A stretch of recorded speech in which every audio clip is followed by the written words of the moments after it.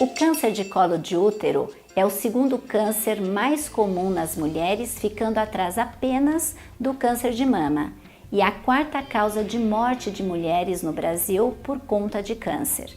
O principal fator de risco é a infecção pelo vírus do HPV, e por isso é muito importante a realização do exame de prevenção, o exame de Papa Nicolau, que vai fazer o diagnóstico precoce antes mesmo que os sintomas apareçam, como o sangramento vaginal e o corrimento avermelhado.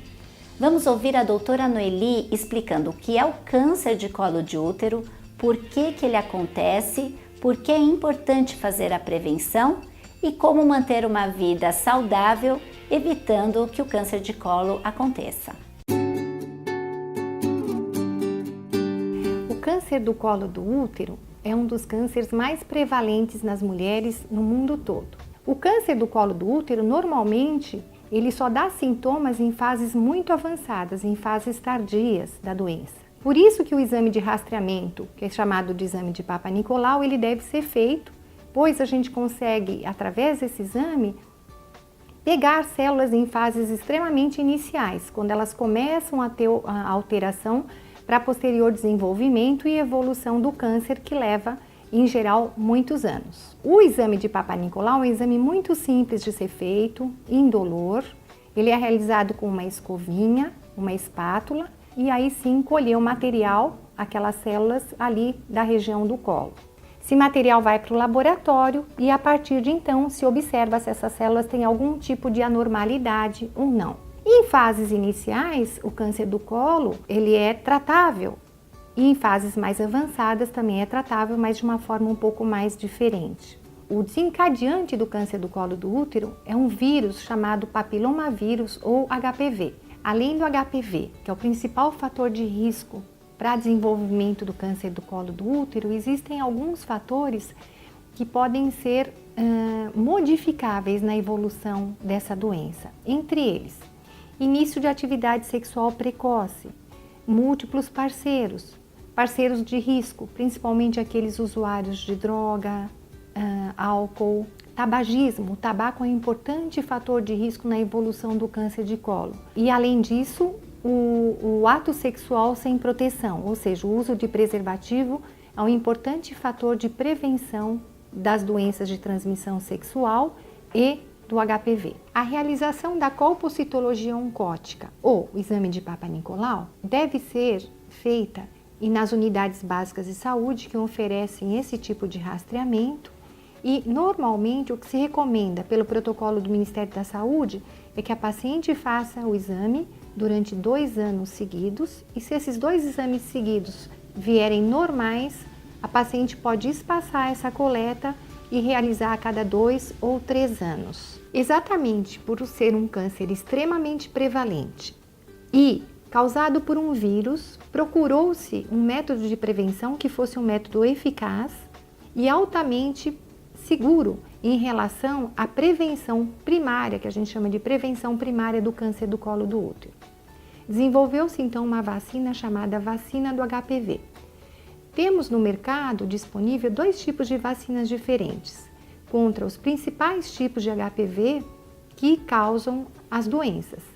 2 principais tipos que são HPV 6 e 11, que são os responsáveis pelas verrugas genitais, e o HPV 16 e 18, que são os principais responsáveis pelo câncer do colo do útero. Essa vacina está disponibilizada na rede pública e privada e tem uma eficácia de quase 100%. Os efeitos colaterais geralmente são muito discretos. Ela está sendo administrada nos postos de saúde em meninas dos 9 até os 13 anos incompleto. Em pacientes que tenham qualquer problema de imunidade, como as pacientes soropositivas, essa vacina pode ser administrada dos 9 até os 26 anos. O mais importante, então, para que você tenha uma vida saudável e tenha menos risco de desenvolver câncer do colo do útero é alimentar-se bem, então comer bastante fruta, verdura. A verdura tem ácido fólico, que é um importante componente hoje para a imunidade. Não fumar, porque o cigarro, a gente já falou que ele é um principal agente, diminuindo as defesas do colo do útero também, ali da região genital, da secreção vaginal.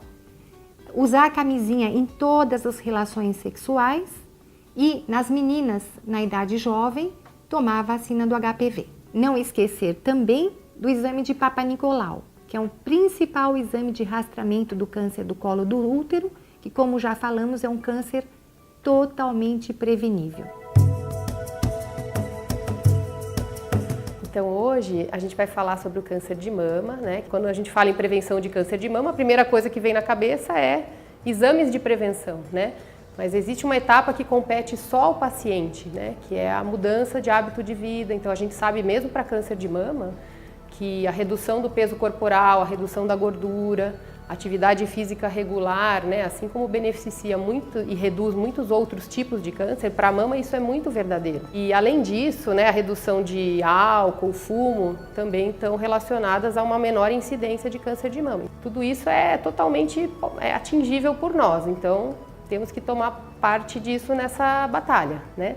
E depois, assim, aí sim, a segunda etapa seria o diagnóstico precoce. Hoje em dia a gente já sabe que o autoexame, por exemplo, né, embora ele deva ser difundido no nosso país, porque a gente tem um número de mamógrafos insuficiente para a nossa população e nem todas as mulheres têm acesso, né, a gente acaba tendo que fazer mesmo e divulgar o autoexame, porque muitas vezes é a única coisa que a paciente tem acesso, né, que é a palpação da sua própria mama. Para quem nunca fez o exame, está começando a querer se conhecer e se cuidar, existe um roteirinho básico, técnico, que é o seguinte: você divide a mama como se fosse um relógio, né? Então, meio-dia, 3 horas, 6 horas e 9 horas.